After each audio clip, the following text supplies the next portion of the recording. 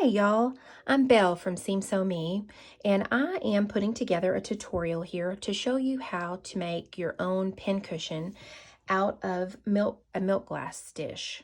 And so these can be found easily at flea markets, thrift stores, and they're usually inexpensive. This one I got for $1.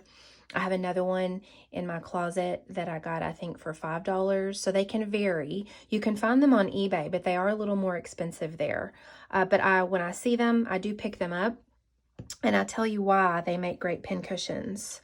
So I have one, and I use it actually for my tools. So I have several snips here. This is actually for seam ripping. And then another pair of snips here as well. These are from Havells that I really like. These are some great little snips that I use as well. I also have this right here, and I use this for all kinds of things, to sometimes hold my fabric in place whenever I'm going through the machine, hold things down. And then these are really great scissors that I have to, when I have a piece of thread stuck in a machine, these will lock in place to pull it out so it doesn't slip. And because of all these little holes around here, it makes for a great holder for your clover clips when quilting. Or you can actually turn it into the same thing, but put a pin cushion in the center of it, similar to this. This was a planter that's a beehive that I had found, and I turned this into a pin cushion. Here's another example here. Cute little flower pot, and I turned this one into a mini pin cushion. And I have several others. It's just a fun little hobby I have to make these, and sometimes sell them in my Etsy shop. And so I'm getting ready to make another one, and I thought I'll film a tutorial. Several people have reached out and asked how to make it, and I have a video somewhere in my Instagram feed of me making one, but it's not really a very detailed tutorial. So I thought today we would do that together. So let me tell you first what you need, and then we will go through the steps involved to be able to make your pincushion. First off, you need some type of container, a container that, as I say, makes your heart sing, or that's really functional like this one. I love old things. Vintage, antique things just really make me happy. So you can find these. They're out there a lot if you keep your eye out for one. You could use a little vintage cooking tins. There's just a plethora of things that you could use to make these. So you will need something to be able to make your pincushion with.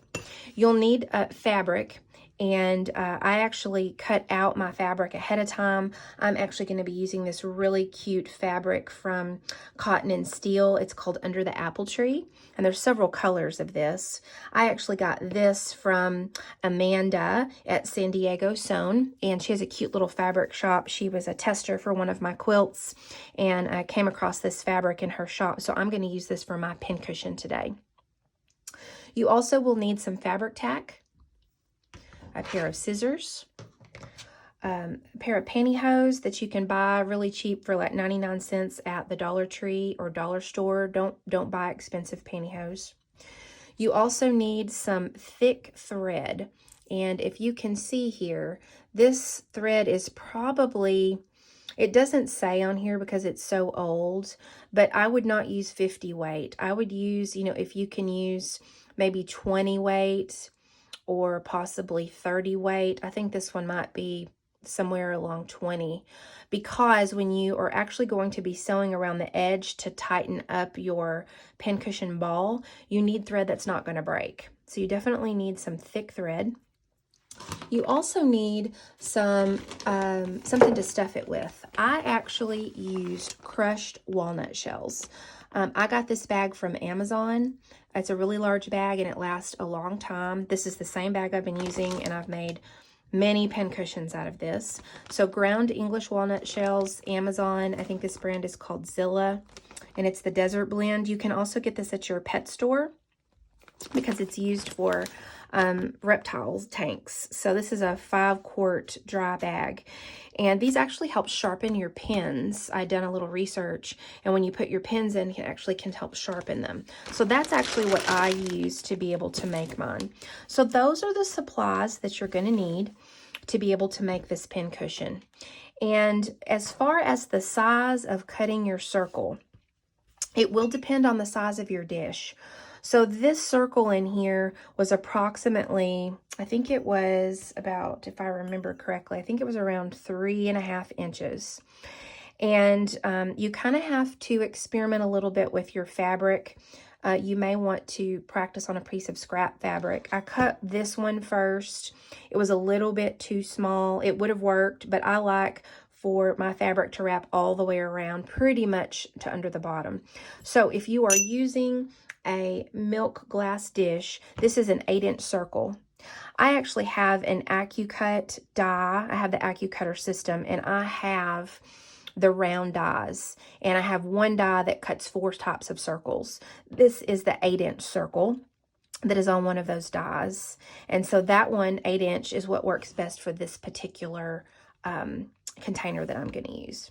So what you do once you have your fabric and what you're going to actually use, you're going to take your piece of pantyhose and you're actually just going to cut wherever you want. I've reused these several times. As you can see, I've cut the legs off of them, but you're actually just going to cut just a piece off to be able to have this. This is what you're going to fill with your crushed walnut shells, okay?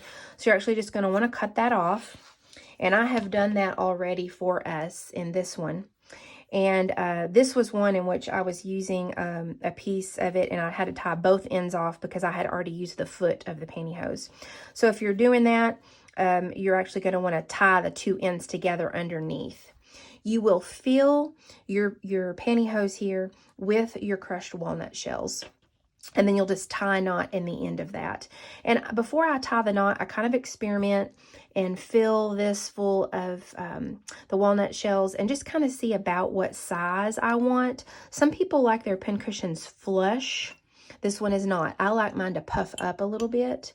And so this is the size I prefer, but you can put whatever size, you make yours to be whatever size you'd prefer. And then I just kind of smooth it out, make sure I like, how it's going to look.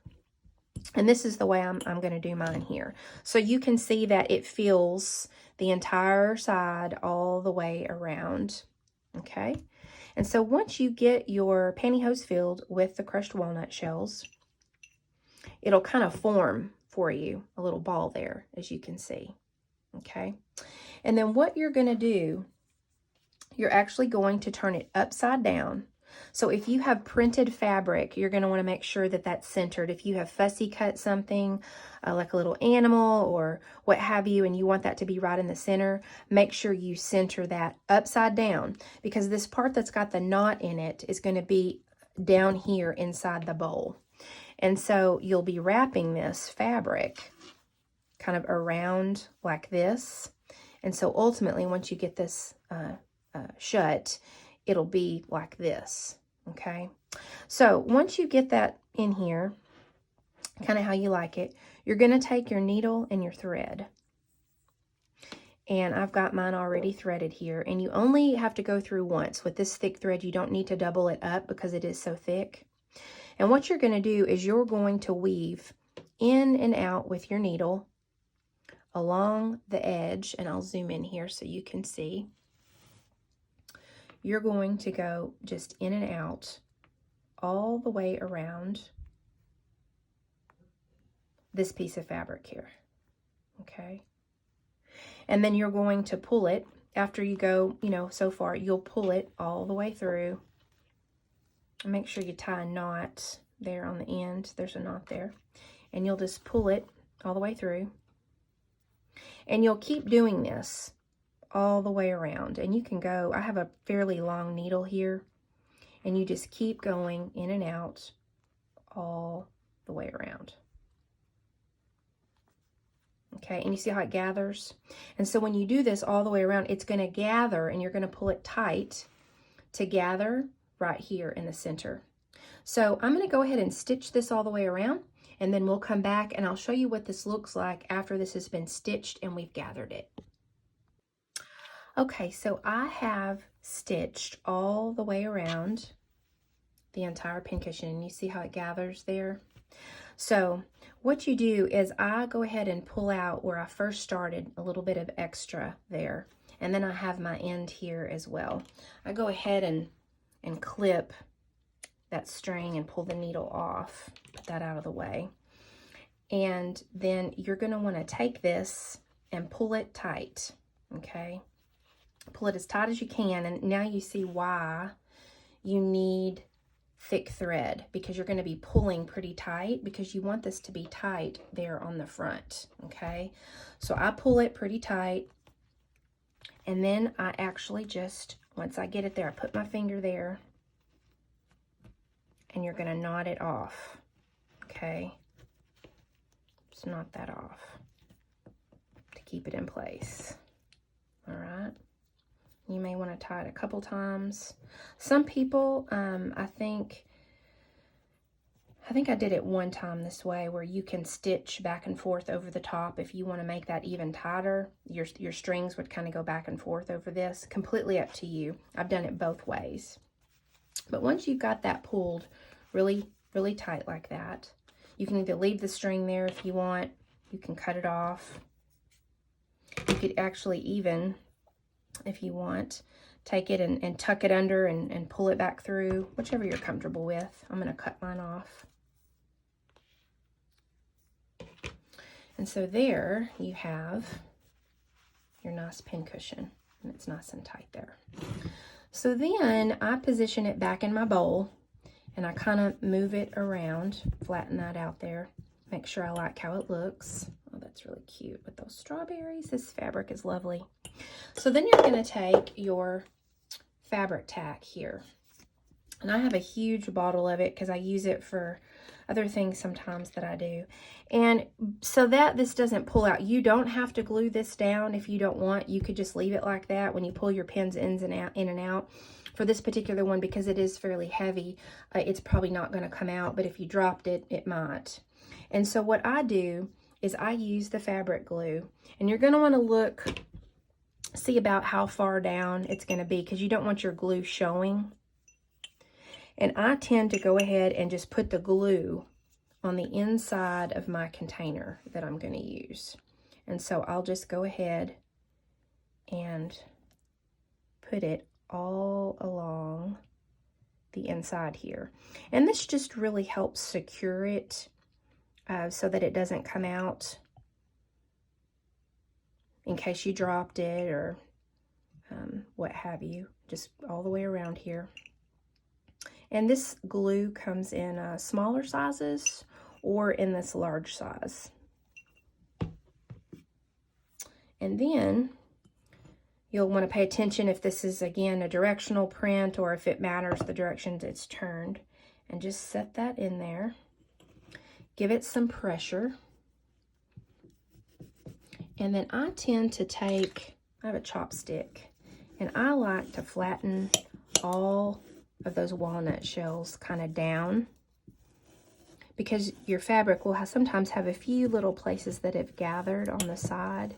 And I just take this and just kind of flatten it down, because it'll fill in some of those areas you can see right there. And I just kind of roll it over that and flatten that out this way. And there you go. So from here, you can go ahead and put your notions that you have in there, some of your pins. You can stick your pins in there, and it definitely keeps them sharp. And you now have your own milk glass dish pincushion, or whichever kind of container you would like to make. They're very simple. You see how quickly they came together. This one will be for sale in my Etsy shop, so you can go to Seam Sew Me shop on Etsy. I'll put the link to the products that I used in the notes of the bottom of this video, and you can be able to find more of the things that you saw today. I hope you enjoy making your own pincushion, and feel free to subscribe for more videos and tutorials in the future. I'm Belle from Seam Sew Me. Have a great day, y'all.